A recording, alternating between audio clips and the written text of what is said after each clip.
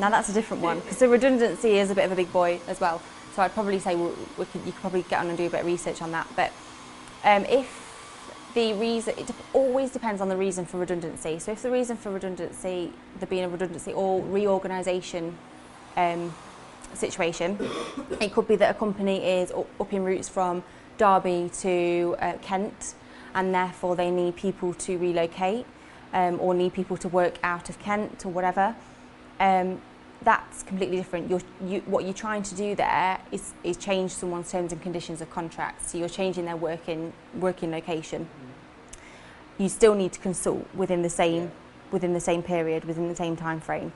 And I would always say, again, when it's less than 19 people, when it's less than 20 people, sorry, you always need to make it, as an HR team, you always need to make a judgment call on what would be the acceptable time frame. Sometimes you might want to go with 30 days because 30 days isn't long, and I would probably say that when you're changing something as severe as someone's working location, if it's quite a substantial distance, you're going to want to give people plenty of notice and have a good process in place and be fair, I think, especially if that decision, it might result in them needing to resign. But yes, ultimately, if you are changing something like someone's location of work, and you're following a fair process, there comes a date at which you can enforce that change following the consultation.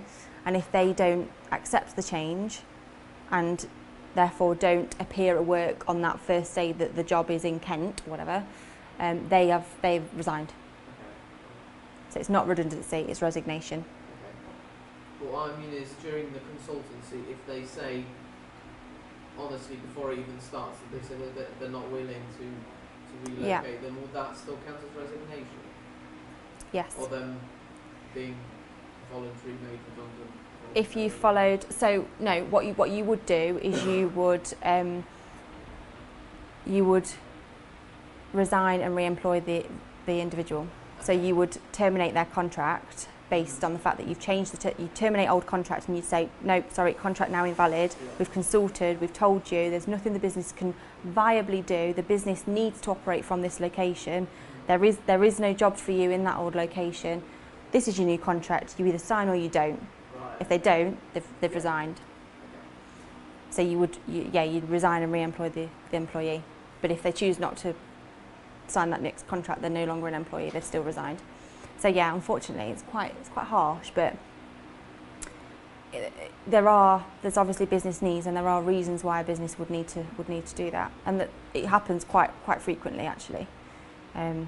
There's a recent case study actually of an employee that I don't know where they relocated to, but it's basically from one side of the M25 to the other.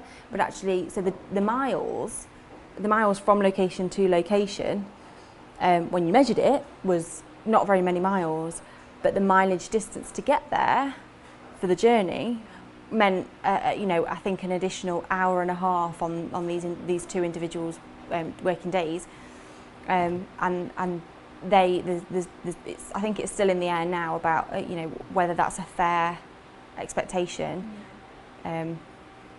or not. So yeah, so 1 to 19 people. In the pool, there's no ACAS guidance as such on how you'd consult around that, but I would always say you always use your own judgment about what the redundancy reason is, how many people you've got, what types of jobs there are within those, what types of groups of people there are within that group, etc. 20 people or more, ACAS have recently changed their guidance to a 30-day consultation. It used to be 90. It's a 30-day process now, and I think that's because these days I think people like to move on, like to kind of have the situation be done with. There's still opportunity to prepare prior to that consultation, because obviously that's quite a quick turnaround. And I'd always say that as an HR team, you'd make sure that you're fully prepared and you've got your consultation dates mapped out in advance. It will be worth having a look at the consultation guidance on ACAS. So I definitely advise going on to ACAS and having a look at what that consultation process is. It's always quite interesting. And again, keeping an eye on legislation changes around that, because that ACAS code of practice guidance may change again and probably will.